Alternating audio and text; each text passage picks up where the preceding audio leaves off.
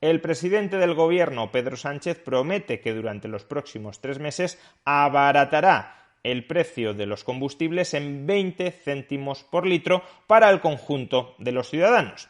A su vez, también ha planteado otra serie de medidas que en agregado tienen un coste presupuestario de 6.000 millones de euros en apenas 3 meses. ¿Cuáles son estas medidas y cuáles serán sus efectos, positivos o negativos, sobre la economía española? Veámoslo.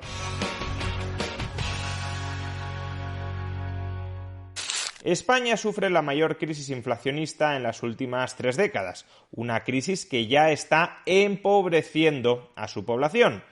Y el presidente del gobierno, Pedro Sánchez, acaba de presentar la batería de medidas con las que pretende compensar parcialmente este empobrecimiento que están sufriendo buena parte de los ciudadanos españoles. El plan de Sánchez, que es en definitiva el plan de PSOE-Podemos, tiene fundamentalmente 2 ejes, un eje regulatorio y un eje presupuestario.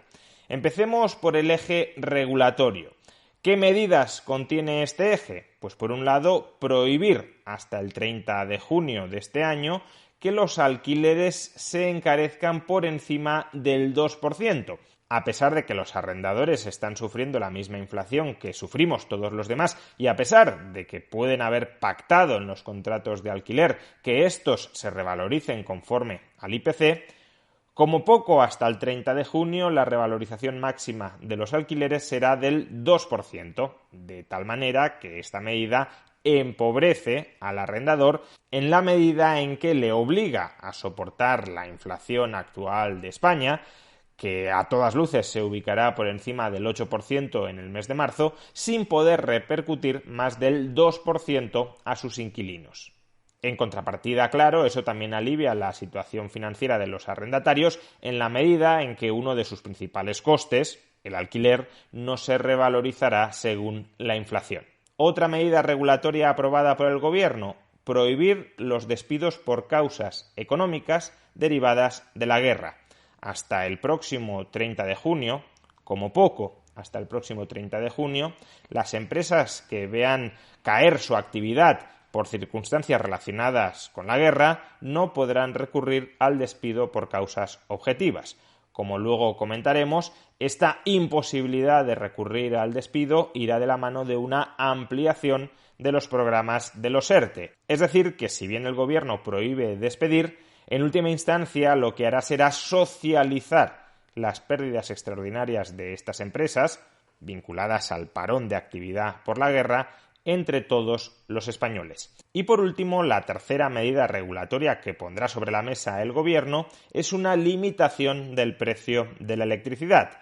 A día de hoy todavía no ha especificado en qué consistirá esta limitación, de modo que cuando se especifique la propuesta en un texto normativo comentaremos las consecuencias previsibles de la misma en un futuro vídeo. Bien, vamos ahora a detallar el segundo eje de medidas que ha planteado Sánchez para contrarrestar los efectos económicos de la inflación, las medidas de carácter presupuestario. De acuerdo con Sánchez, se van a poner sobre la mesa 16.000 millones de euros contra las consecuencias económicas de la inflación. 6.000 millones de euros en forma de ayudas directas a la población y 10.000 millones de euros en forma de créditos ICO. ¿Qué recibiremos a cambio de esos 6.000 millones en ayudas directas? Pues en primer lugar, y probablemente esta sea la medida que más titulares ha copado, el Gobierno rebajará, todavía no sabemos muy bien cómo, probablemente a través de una rebaja del impuesto especial sobre hidrocarburos, pero todavía no lo sabemos. El Gobierno rebajará en 20 céntimos por litro el precio de los carburantes, el precio de la gasolina y del gasoil. Y será una rebaja para todos los ciudadanos. No solo una rebaja para los transportistas, como les fue prometido hace unos días, sino una rebaja para todos. Esta medida, como todas las anteriores, se mantendrá en vigor hasta el 30 de junio. Es decir, que a partir del 30 de junio, en teoría y si no hay prórroga, se volverá a incrementar el precio de los carburantes en esos 20 céntimos que ahora el Gobierno ha decidido rebajar. En segundo lugar, Se va a ampliar también hasta el 30 de junio el bono social eléctrico, una ayuda que reciben las familias de ingresos más bajos para poder costear la factura de la luz. Se va a ampliar este bono social eléctrico a 600.000 familias, de manera que lo recibirán casi 2 millones de hogares en España. En tercer lugar, las rebajas fiscales extraordinarias que en este momento están vigentes en el precio de la electricidad, recordemos, IVA del 10% en lugar del 21% y suspensión del impuesto especial a la electricidad. Estas rebajas fiscales de carácter extraordinario se van a prorrogar hasta el 30 de junio. En cuarto lugar, se va a incrementar en un 15% el ingreso mínimo vital que reciben las familias con menos recursos. En quinto lugar, y ya como ayudas no para familias sino para empresas, se van a otorgar una serie de ayudas, subsidios directos a diversos colectivos afectados. Por ejemplo, al sector del transporte se le van a entregar más de 1.000 millones de euros en ayudas directas. Si bien recordemos que dentro de estos 1.000 millones de euros ya está computada la rebaja de los carburantes en 20 céntimos por litro que va a recibir el conjunto de la población. A su vez, a la industria se le entregarán ayudas por valor de 500 millones de euros, al sector agrario 362 millones de euros y al sector pesquero 68 millones de euros. ¿En qué conceptos y para qué finalidades todavía está por definir? En sexto lugar, se van a ampliar las causas por las que las empresas se pueden acoger a un ERTE. En particular, se incluirá dentro de los ERTE las circunstancias económicas que motiven una suspensión de la producción dentro de una empresa como consecuencia de la guerra. De manera que, como decíamos, si bien se va a prohibir a las empresas despedir, ese coste salarial que no tiene repercusión en ingresos, porque si una empresa paraliza su actividad sigue pagando nóminas pero no ingresa nada para cubrir esas nóminas, ese coste salarial que no irá de la mano de ingresos se le transferirá al conjunto de los contribuyentes mediante el esquema de los ERTE. Y por último, y como ya hemos dicho, nueva línea de créditos ICO para las empresas que estén experimentando dificultades financieras a causa de la guerra y a su vez también se prorroga el vencimiento de las anteriores líneas de créditos ICO que estaban vinculadas con la pandemia. Es decir, y de momento los créditos ICO siguen sin devolverse, salvo que el deudor quiera devolverlo por buena fe y por buena voluntad. ¿Qué valoración merece todo este paquete de ayudas presupuestarias que acaba de anunciar el Gobierno? Pues la valoración que creo que deberíamos hacer todos es que este paquete de ayudas exhibe el extremo cortoplacismo bajo el cual está trabajando no solo este gobierno, sino en general la inmensa mayoría de gobiernos occidentales. ¿Y por qué hablo de extremo cortoplacismo? Pues en esencia por dos motivos. El primero, como ya hemos dicho, es que el coste de estas ayudas es de 6.000 millones de euros en un trimestre. Esta cuantificación no la he hecho yo, la ha ofrecido el propio gobierno. Estas medidas tienen una incidencia presupuestaria directa de 6.000 millones de euros trimestrales. ¿Qué significa esto? Pues significa esencialmente que si la guerra en Ucrania o la inflación en general, porque no olvidemos que la inflación es previa a la guerra de Ucrania la podrá agravar, la podrá empeorar, pero ya antes de la guerra de Ucrania teníamos una inflación interanual del 7,6%. Si la inflación persiste en el tiempo más allá del 30 de junio, una de dos: o el gobierno retira este paquete y por tanto la inflación sigue golpeando a los españoles sin ningún tipo de contramedida, o el gobierno prorroga este paquete. El problema es que prorrogarlo durante, por ejemplo, un año tendría un coste presupuestario de 24.000 millones de euros, alrededor del 2% del PIB. Un coste presupuestario que durante los años anteriores financiábamos con cargo a la emisión de deuda.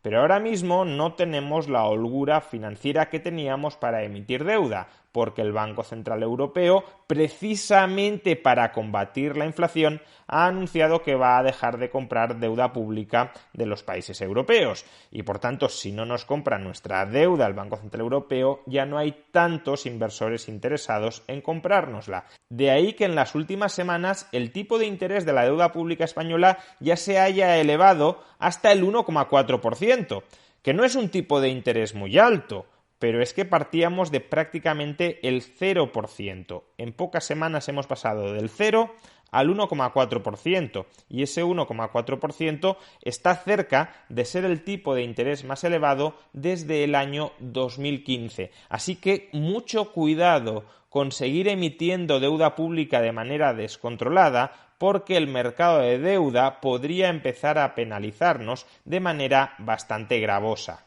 Y si eso es así y va a ser así, el gobierno no va a tener capacidad de prorrogar de manera indefinida este programa de ayudas, de manera, repito, que si la guerra o la inflación más en general no termina en un trimestre, el gobierno simplemente no va a tener otra alternativa que dejar que la inflación devore, sin ningún tipo de contraprestación, las finanzas de los ciudadanos. Y en segundo lugar, ¿por qué estas medidas nos muestran el extremo cortoplacismo del gobierno?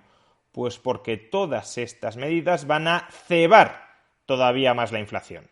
Actualmente la inflación se debe a que hay un exceso de gasto agregado en relación con la capacidad que tiene la economía para producir bienes y servicios. Mucho gasto y oferta inelástica se traduce en elevaciones de precios. Pues bien, estamos hablando que el gobierno, como forma de combatir los efectos más dañinos de la inflación, está proponiendo elevar todavía más el gasto agregado y, por tanto, elevar todavía más la inflación. Pero claro, esto al gobierno le da igual. Y le da igual o bien porque considera que en 3 meses el problema de la inflación se habrá solucionado, cosa bastante improbable, o le da igual porque lo que busca es salvar ahora mismo la papeleta que tiene entre manos. Y dentro de 3 meses ya veremos qué nueva papeleta tenemos entre manos para tratar de salvarla de nuevo en el corto plazo, por otros 3 meses. Estos dos efectos negativos de las medidas presupuestarias que acaba de anunciar el gobierno, su insostenibilidad financiera y su realimentación positiva sobre la inflación, se podrían evitar si al mismo tiempo que el gobierno está aumentando el gasto en 6.000 millones de euros anuales, o recortara otras partidas de gasto público, que es lo que tendría sentido desde una perspectiva más bien liberal, o incrementara los impuestos en 6.000 millones de euros sobre el conjunto de la economía, que es lo que podría tener sentido desde una perspectiva socialdemócrata. Sin embargo, el gobierno prácticamente no ha anunciado ninguna subida de impuestos para financiar estos 6.000 millones de euros trimestrales. Sabemos que una parte de la rebaja del coste del combustible lo pagarán, en teoría, las distribuidoras y comercializadoras de combustible. Pero ya está. Todo lo demás no se financiará con nuevas subidas de impuestos. En parte, podemos pensar que se financiará con el incremento nominal de la recaudación que está experimentando, del que está disfrutando ahora mismo el gobierno. Pero es muy dudoso que en un trimestre se vayan a recaudar 6.000 millones de euros más únicamente por efecto de la inflación. Por ejemplo, en un vídeo anterior estimamos que la subida del precio de los carburantes proporcionaría por IVA 2.000 millones de euros adicionales en el conjunto del año, es decir, 500 millones por trimestre. De ahí hasta 6.000 millones por trimestre hay una diferencia muy sustancial.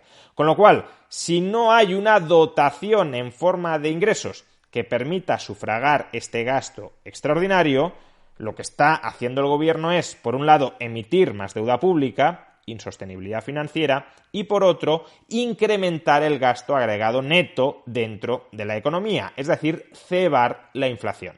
¿Que la inflación remite por su cuenta a lo largo de los próximos meses?